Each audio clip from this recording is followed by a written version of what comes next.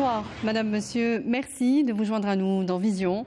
Le capital marin algérien désormais répertorié en database nationale. Une première en Algérie, créée par un réseau de chercheurs nationaux. Cette base de données renseigne sur la biodiversité marine de notre pays avec ses espèces exploitées, exploitables, menacées et autres biotechniques, ainsi que la carte de distribution des espèces, entre autres informations, désormais mise à la disposition de différents acteurs scientifiques, économistes, politiciens, gestionnaires ou décideurs. Un travail entièrement financé par la Direction générale de la recherche scientifique et du développement technologique au ministère de l'Enseignement supérieur et de la recherche scientifique. On en parle ce soir avec notre invité, Monsieur Samir Grib, professeur Samir Grimes, enseignant-chercheur, directeur du laboratoire de recherche et de conservation et de valorisation des ressources marines. Bonsoir. Bonsoir, merci pour l'invitation. Merci de l'avoir accepté. Alors, cette base de données, vous l'avez baptisée Banbiome, première base de données, je le disais, en Algérie sur la biodiversité marine.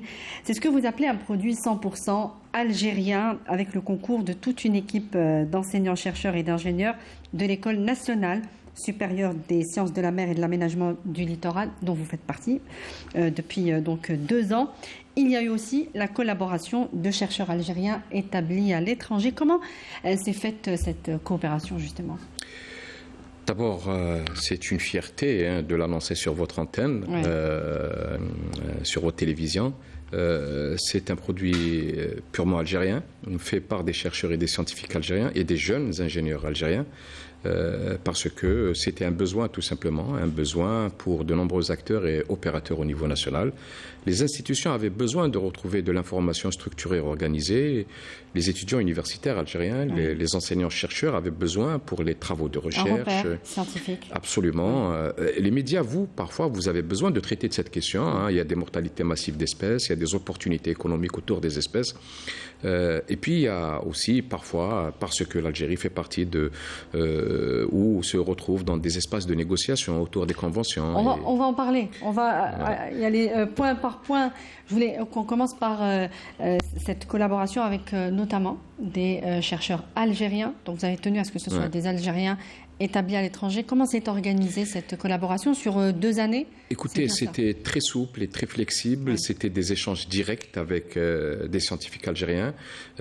Parfois, ce sont nos produits de l'école qui sont partis à l'étranger. Parfois, ce sont des chercheurs qui sont établis dans des universités un peu partout dans le monde. Et donc, on a recherché leurs articles scientifiques, leurs publications, et on a exploité, on a répertorié, on a organisé, on a structuré tout ça dans une base de données. Donc oui, c'est, pour vous donner un chiffre, c'est quasiment près de 300 chercheurs, enseignants algériens ici et ailleurs qui ont été sollicités soit directement, soit indirectement pour participer et contribuer à enrichir cette base de données. Mais comment des chercheurs établis à l'étranger ont pu nous renseigner davantage sur les espèces ou la biodiversité marine du littoral algérien? Parce que tout simplement, ils ont fait des publications et des articles scientifiques. Parfois, ils sont dans des réseaux d'expertise, donc ils produisent des listes d'espèces.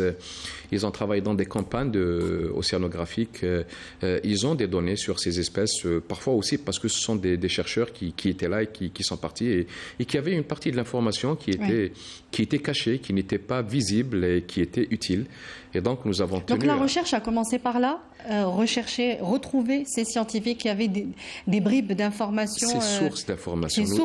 Nous avons commencé par chercher les sources d'informations. Voilà. Tous ceux qu'on peut appeler les providers, si vous voulez, donc ceux qui détiennent une information sur les espèces ou une connaissance sur les espèces. Et nous avons tenu à brasser, si je peux permettre l'expression large, pour essayer de retrouver toutes ces sources, bien sûr. Ensuite, nous avons tout un processus interne pour valider, vérifier, s'assurer que l'information est fiable, elle est actuelle et qu'elle est vérifiable. Et voilà, donc c'est une longue aventure. Oui. Alors, toutes ces informations, comme vous le disiez, récoltées, structurées, organisées, cartographiées, ont été ajoutées donc à cette plateforme, à une plateforme déjà existante. On ne peut pas parler de plateforme, mais en tout cas à des notions ou à des données de plus de 60 années de connaissances sur la biodiversité du capital marin algérien. Qu'est-ce qu'on sait ? Je vais vous demander des termes simples pour que tout le monde puisse comprendre. qu'est-ce qu'on sait aujourd'hui du littoral marin algérien, écoutez, globalement? On peut dire déjà que c'est un littoral qui est riche en espèces. Et non seulement riche en espèces, mais aussi il y a une diversité d'écosystèmes et d'habitats. On peut dire aussi que de nombreuses espèces qui ont un statut, qui sont menacées ailleurs en Méditerranée, se retrouvent chez nous. Elles sont à l'aise dans notre habitat Pourquoi? marin. Pour quelles raisons? Moins pollué, Écoutez, dans beaucoup de segments de la côte algérienne, il y a une forte naturalité. Donc, mis à part ce qu'on appelle, ce que les scientifiques appellent les hotspots, les points chauds, vous avez des sources industrielles, les grandes agglomérations, les complexes pétrochimiques, mais pour tout le reste de la côte algérienne, je peux vous citer des tas de sites. Du côté toute la côte ouest, par exemple, du côté de Cap de Garde à Annaba jusqu'à El Marsa Skikda, les îles Abibas, l'île Rchgoun au niveau de Benissaf, l'île Plane du côté d'Oran. Des sites protégés, évidemment. Oui, soit ils sont protégés, comme les îles Abibas, l'île Plane, l'île Rchgoun qui est dans un processus de classement. Mais vous avez des sites magnifiques du côté de la Cale, Cap Rosa, ou du côté de Tamanart à Skikda, Cavallo à Gigel, Gouraya à Béjaïa, vous avez des sites qui sont encore uniques. Et j'ai pu discuter avec des scientifiques étrangers qui ne croyaient pas leurs yeux en plongeant sur ces zones marines. Ils retrouvaient des habitats qui sont restés presque figés quand il est comparé par rapport à ce qu'ils voyaient ailleurs. Donc oui, on peut dire aux Algériens aujourd'hui qu'ils ont un littoral qui est formidable, qui est riche. Dans une large mesure, oui, préservé, mais il faudra faire attention à ne pas compromettre justement par nos activités, par nos pratiques, par notre usage. Qu'est-ce qui compromet justement la santé, j'allais dire, de la biodiversité? C'est le tourisme de masse? J'aime bien le terme santé parce que c'est le terme qui est consacré aujourd'hui au niveau des Nations Unies. On parle d'intégrité écologique, mais on parle aussi de la santé des océans et des mers. Merci pour le terme. Donc ce qui peut compromettre tout ça, ce sont les rejets industriels. Ce sont les eaux qui ne sont pas traitées, les rejets urbains qui ne sont pas traités, c'est la surpêche, l'utilisation de techniques de pêche non conventionnelles, par exemple racler les fonds, où vous avez des pouponnières, les habitats où se reproduisent les espèces, où les espèces viennent déposer les œufs, ce qu'on appelle les nurseries. Le tourisme de masse, effectivement, l'eutrophisation, donc tous les rejets qui contiennent des nitrates ou des phosphates, voilà. Et puis, voilà, donc essentiellement c'est ça, c'est surtout la pollution. Mais aujourd'hui, nous avons un risque nouveau qui n'est pas spécifique à l'Algérie, qui n'est pas spécifique à la Méditerranée.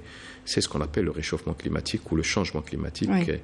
Aujourd'hui, c'est la plus grosse menace aujourd'hui qui pèse sur la richesse de la biodiversité marine. Deux très grandes menaces aujourd'hui sur la richesse de la biodiversité marine algérienne et méditerranéenne en général. C'est le réchauffement climatique et le déchet plastique.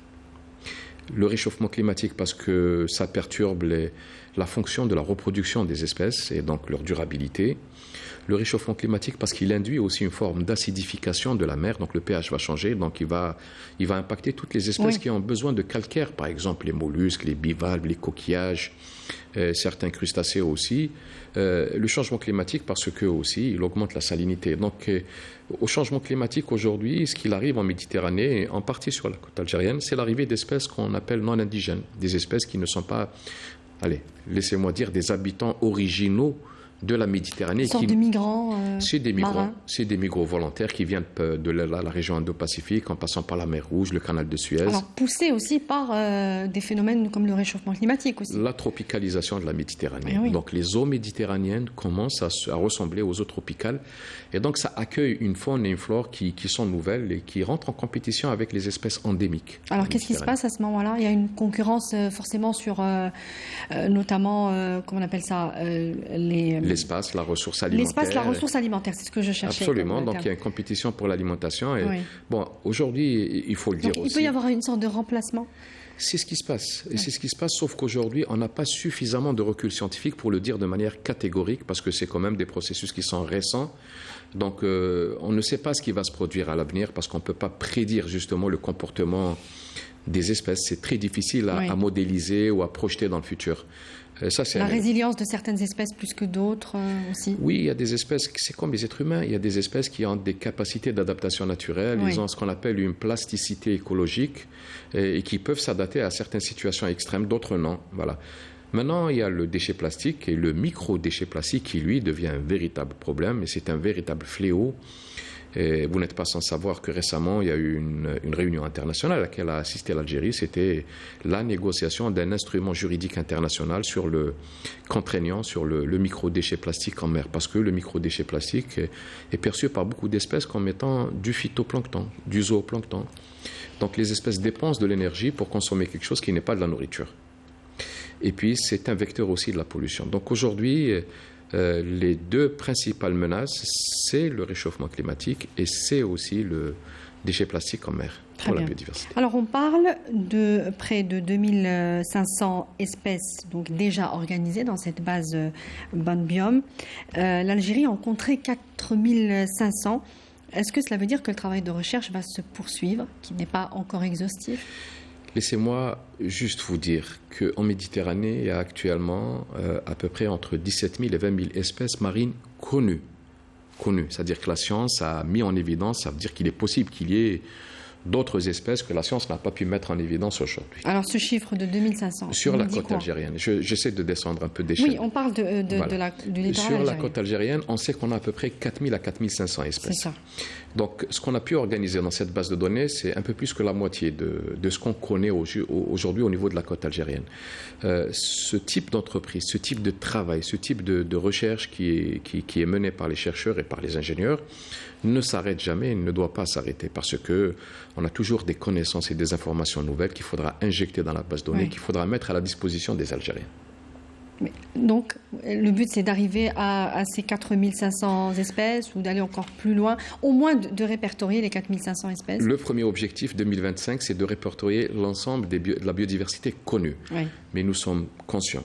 Et nous avons même la certitude qu'il y a beaucoup plus d'espèces que ça. Donc, la base de données, en fait, ça va constituer une espèce de, on va dire une référence ou un baseline. Donc, voilà, un état de référence qui va nous permettre d'avancer davantage à l'avenir sur la connaissance sur la biodiversité. Et qu'est-ce que cela nous dit aussi sur l'état de la Méditerranée aujourd'hui? On parle beaucoup de la pollution, d'un possible étranglement de la mer Méditerranéenne. Est-ce que vous décrivez aujourd'hui, c'est une mer parfaitement saine, avec des espèces marines en reproduction, donc il n'y a pas de grandes menaces qui pèseraient, en tout cas à moyen terme? Écoutez, ce que je suis en train de dire, c'est que les connaissances que nous avons aujourd'hui nous disent la chose suivante. Elles nous disent qu'il y a de larges segments de la côte algérienne qui ont maintenu leur fonctionnalité écologique. Donc on a une diversité d'espèces, d'habitats, de processus écologiques. Mais ça nous dit aussi qu'il y a certaines zones de la côte algérienne où on a perdu de la biodiversité, où on a perdu un certain nombre d'habitats, où on a perdu un certain nombre de processus. Voilà, on a des images un peu contrastées. Oui. Une large partie de la côte qui a maintenu ces processus, mais quand même une partie qui a été endommagée par les activités humaines. Et voilà. Diverses, oui. Alors on y retrouve aussi 152 espèces d'intérêt économique nouveaux, avec plus de 46 espèces à fort potentiel de valorisation biotechnologique. C'est quoi précisément ? Alors, c'est aussi ça la plus-value d'avoir une base de données, c'est de pouvoir mettre à la disposition de ceux qui sont potentiellement exploitants, utilisateurs, extracteurs de substances ou quelque chose comme ça d'espèces, qui puissent trouver ne serait-ce que l'information sur ces espèces. Donc, sur les 2453 espèces que nous avons structurées dans la base de données, on sait qu'on a aujourd'hui à peu près 152 qui sont des espèces qui ne sont pas qui se trouvent sur la côte algérienne et qui ne font l'objet d'aucune forme d'exploitation et qui sont des espèces qui sont des espèces à potentiel économique. En d'autres termes, des espèces qui présentent des principes actifs pour un certain nombre de médicaments ou de produits pharmaceutiques ou parapharmaceutiques. Écoutez, nous avons, parmi les startups que nous sommes en train d'incuber au niveau de notre incubateur bleu à l'école, nous avons par exemple des produits antirides, des antioxydants, des produits aussi pour le maintien de la peau, pour la lutte contre un certain nombre de taches par exemple. Ils sont en phase d'essai actuellement. C'est des ingénieurs de l'école qui sont incubés au niveau de Blue Start, qui est notre incubateur. Et donc voilà, nous avons aussi d'autres espèces qui sont utilisées pour produire des savons ou des shampoings, un shampoing solide par exemple. Voilà, nous avons une start-up aussi qui est conduite par... Il y aurait de quoi développer une forme d'industrie dans ce sens? Écoutez, en tout cas, il y a des solutions qui sont en phase de tests aujourd'hui et des tests concluants. J'ai envie de dire, des tests concluants qui ont été testés. Je suis en train de vous dire, il y a un certain nombre de produits qui sont en phase ils sont entre guillemets en phase de cobaye. Donc il y a des tests qui sont conduits depuis 2 ou 3 mois par des startups de l'école sur l'utilisation, par exemple, des produits ou ce qu'on appelle les coproduits de la mer. Par exemple, les carcasses de poissons, les carcasses de crevettes qu'on jette en temps normal sont utilisées aujourd'hui pour produire par exemple des huiles de poisson. Sachant que les huiles de poisson, par exemple, sont importées aujourd'hui, qui sont utilisées dans les produits, les produits de beauté. Et ils sont importés, mais sauf qu'on ne sait pas. Ce qui est importé en général, c'est du produit chimique. Oui. Ce qui est testé en Algérie aujourd'hui, ce sont des produits bio, donc qui peuvent avoir un label écologique bio. Donc voilà, il y a une espèce d'effervescence aujourd'hui inimaginable. Oui, autour des produits bio, évidemment. Mais autour des produits de la mer qui sont utilisés par des jeunes start-upers pour en faire des solutions. Donc on risque de retrouver ces produits bientôt sur des étalages un peu partout. Écoutez, j'invite l'équipe de Canal Algérie à venir à l'école et toucher carrément du doigt ces produits qui sont réalisés. Et c'est du palpable et vous pouvez le vérifier sur place. Le vérifier sur place, effectivement. Alors c'est aussi un travail qui cible les acteurs institutionnels qui ont des attributions légales relatives à la protection, à la gestion aussi et la valorisation des ressources biologiques marines. Est-ce que vous pouvez nous citer quelques exemples de certaines espèces qui nécessitent aujourd'hui un cadre juridique un peu d'urgence pour les préserver ? Alors, écoutez, avant de répondre à votre question, j'ai envie de dire la chose suivante.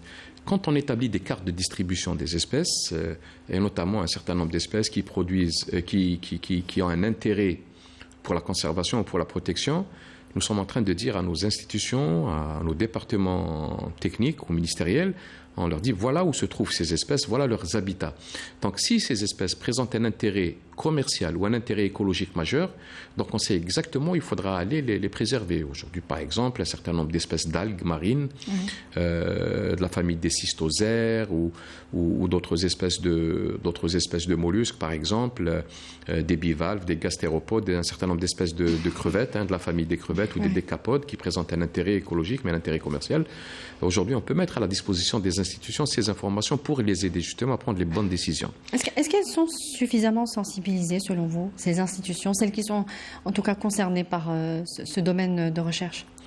Je pense que oui, puisqu'il y a une dynamique aujourd'hui pour la mise en place des aires marines protégées, par exemple, pour préserver les habitats clés et les espèces clés.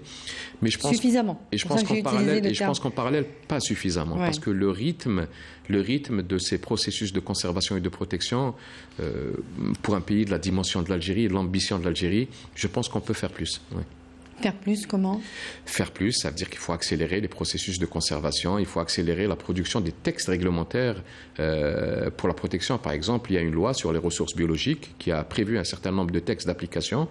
Ces textes d'application ne sont pas encore sortis. Donc aujourd'hui, je pense qu'on peut accélérer tous ces processus qui en fait permettent de préserver notre capital naturel vivant. Et vous faites quoi, vous, en tant que spécialiste, en tant que chercheur, pour sensibiliser davantage les institutions ? Alors nous, on se met à la disposition des institutions.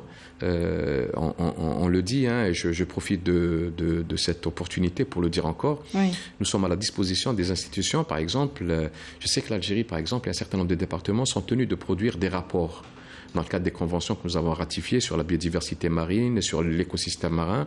Donc nous mettons à leur disposition les données qu'il y a dans la base de données pour produire ces rapports. Je sais qu'il y a un rapport annuel ou cyclique, en tout cas, sur la biodiversité dans le cadre de la convention sur la diversité biologique. Donc nous mettons à la disposition des institutions toutes ces informations pour produire ces rapports. Je sais que l'Algérie aussi, soit dans le cadre des engagements internationaux, soit dans le cadre de la politique nationale, il y a un dispositif de surveillance, de veille, de monitoring. Oui. Nous mettons à la disposition des institutions qui sont en charge de ces systèmes, de ce dispositif, par exemple le dispositif Tel Bahar, de lutte contre la pollution accidentelle en mer. Ce dispositif, la loi a prévu l'identification des zones vulnérables par rapport à la biodiversité marine. Aujourd'hui, donc ne pas passer par ces... Non, pour avoir des plans d'intervention d'urgence en cas de pollution, c'est-à-dire pour anticiper, faire de la prévention, mais en cas s'il y a une crise environnementale, par un déversement d'hydrocarbures, nous, on peut mettre à la disposition, mais par anticipation. On n'attendra pas à ce qu'il y ait un accident. J'espère qu'il n'arrivera pas, qu'il y ait un déversement en mer. Mais bon, il faut envisager tous les scénarios possibles. Donc aujourd'hui, on peut mettre à la disposition du dispositif Tel Bahr les informations qui donneraient les zones de valeur écologique qui méritent un plan d'intervention ou un plan de prévention ou un plan d'urgence. Oui. Alors, cela peut aussi représenter un outil de négociation au titre des conventions et protocoles internationaux ratifiés par l'Algérie dans ce domaine de ressources marines vivantes. Est-ce que vous pouvez nous en dire plus? Comment cette database peut représenter un atout pour les négociations de l'Algérie avec des partenaires internationaux notamment? Absolument, absolument. Écoutez, il y a des processus de négociation, par exemple, soit dans le cadre de la Convention de Barcelone, il y a un protocole qui s'appelle protocole relatif aux aires spécialement protégées, à la biodiversité marine méditerranéenne. Vous avez tous les instruments qui sont liés à la Convention Convention des Nations Unies sur la biodiversité, la CDB avec ses instruments d'application, le protocole d'APA, c'est-à-dire l'accès et le partage à la biodiversité, le protocole de Carthagène sur la biopiraterie et les espèces, les manipulations génétiques sur les espèces, le protocole d'Aichi sur la conservation et la protection de la biodiversité terrestre et marine. Et il se trouve que nos représentants diplomatiques et parfois nos représentants des secteurs techniques, par exemple, négocient un certain nombre de dispositions, des décisions, des protocoles, des conventions, et parfois ils ont besoin d'être fournis en informations. Si, par exemple, au niveau international, on veut interdire l'utilisation et l'exploitation d'une espèce, et si cette espèce présente un intérêt majeur pour l'Algérie, et que cette espèce n'a pas un problème de distribution géographique ni de densité, à ce moment-là, on va outiller nos négociateurs algériens en leur disant cette espèce se porte très bien chez nous, c'est une solution économique. Peut-être qu'il faudrait nuancer les dispositions de protection et qu'on ne soit pas interdit de l'exploiter parce qu'elle présente un intérêt majeur pour l'humanité, par exemple. Oui. Voilà. Après, il y a des dispositions, par exemple, sur le commerce des espèces, et notamment les espèces marines. Il y a une convention pour cela, la CITES.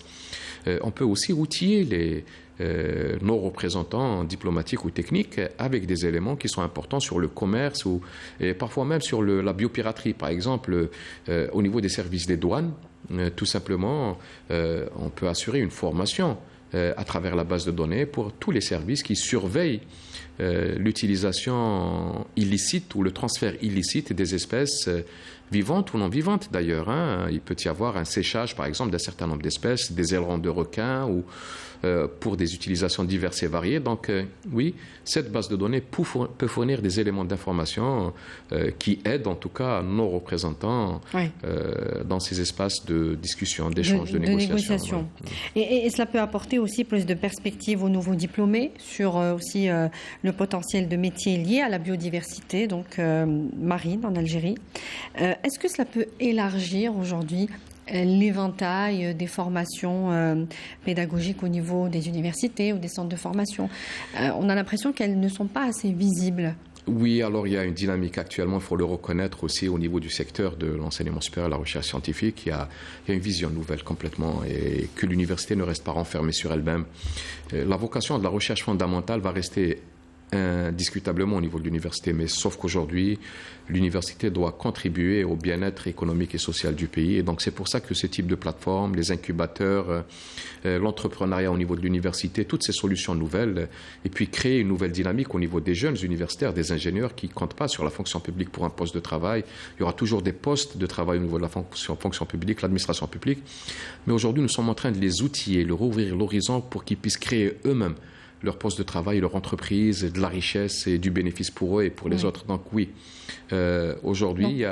C'est créateur d'emplois, on est dans la création d'emplois, dans la valeur ajoutée économique. Nous sommes dans cette perspective. Et la base de données, justement, elle permet d'ouvrir ces horizons. Parce que ce qu'on n'a pas dit peut-être dès le début, et que c'est la chose suivante, cette base de données, aujourd'hui, c'est une base de données, mais son ambition, c'est de devenir une espèce d'observatoire national de la biodiversité marine qui donnera aussi des indications sur les nouveaux métiers qui sont liés à la biodiversité marine. Il y a des métiers de la restauration écologique, par exemple. Il y a des gens qui sont les médecins de la mer. Voilà, si on peut les appeler comme ça aujourd'hui. Vous êtes dans une wilaya où vous avez un complexe touristique côtier et vous avez envie de créer une activité écotouristique liée à la biodiversité, à la découverte, à la beauté des paysages et des fonds sous-marins. On peut trouver des éléments d'information par rapport à cela et surtout aussi donner des orientations pour que ces nouvelles utilisations de la biodiversité ne compromettent pas justement leur durabilité. Donc il faut trouver un équilibre entre les nouvelles utilisations, les nouveaux métiers et la durabilité de la biodiversité. Alors le segment de l'innovation avec les startups, vous en avez parlé, mais c'est aussi un outil de planification de l'espace dans les wilayas du littoral notamment. C'est un outil pour les collectivités locales. Absolument, et c'est ça la science au service du territoire. Et quand on dit qu'il faut territorialiser la recherche scientifique et valoriser au niveau du territoire, c'est ça. Vous êtes wali au niveau d'une... allez, on va prendre l'exemple de Skikda parce que la wali, c'est une femme. Et il y a une zone protégée au niveau de Skikda qui est en tout cas en cours d'un processus de classement au niveau des îles Siligina, par exemple. Et vous avez besoin de planifier la zone de protection au niveau d'El Marsa, par exemple, pour construire les limites de protection, pour dire aux pêcheurs, voilà, vous pouvez pêcher à ce moment-là, pas à ce moment-là, vous avez ces zones qui sont interdites. Vous allez faire sur la base de connaissances sur la biodiversité marine. Vous ne pouvez pas délimiter des espaces de protection. Sans connaissance. Donc oui, ça devient d'une certaine manière un instrument de planification de l'espace et d'aménagement du territoire. Parce que si vous mettez à la disposition du wali ou du président de l'Assemblée populaire communale, en lui disant, voilà, vous avez un fond sous-marin qui héberge une biodiversité, mais d'une extrême importance, soit écologique, soit économique, soit sociale. À ce moment-là, vous allez lui dire, vous ne pouvez pas installer une industrie qui pourrait poser un problème, parce que le bénéfice écologique, économique et social de la préservation de cet espace-là est plus important que le bénéfice économique, écologique et social de l'industrie. Sur des générations, hein, pas seulement pour... Donc c'est une manière d'orienter le développement sur le territoire. Alors un dernier mot, évidemment, sur la disponibilité de cette database. Elle sera disponible à partir du 30 mai. Il y a un travail de numérisation autour de cette banque d'informations sur la biodiversité marine qui est en train de se faire? C'est un véritable challenge. Nous nous sommes engagés à la mettre en ligne le 30 mai. Nous nous efforçons à réussir ce challenge, mais bon, même quand elle sera mise en ligne, le travail continuera, l'effort continuera et la synergie avec l'ensemble de la communauté universitaire et non académique d'ailleurs, parce que parfois on a de l'information de ce qu'on appelle les sciences citoyennes. Aujourd'hui, nous avons pu fidéliser un certain nombre de pêcheurs qui nous transmettent de l'information sur des espèces qu'ils n'ont jamais vues, sur des tortues qui ont échoué, qu'ils ont relâchées. Donc on a quand même aujourd'hui des pêcheurs... Une forme d'implication oui, c'est une citoyenne. Mobilisation. Et puis, nous avons beaucoup de pêcheurs qui sont éco-responsables et qui contribuent, c'est ce qu'on appelle les sciences citoyennes, et ils contribuent à la plateforme aussi. Donc on a une communauté qui s'élargit et le 30 mai, c'est une nouvelle étape, tout simplement.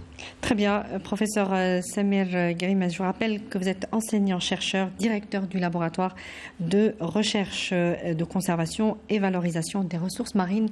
Merci pour les explications que vous venez de nous apporter ce soir. Merci à vous.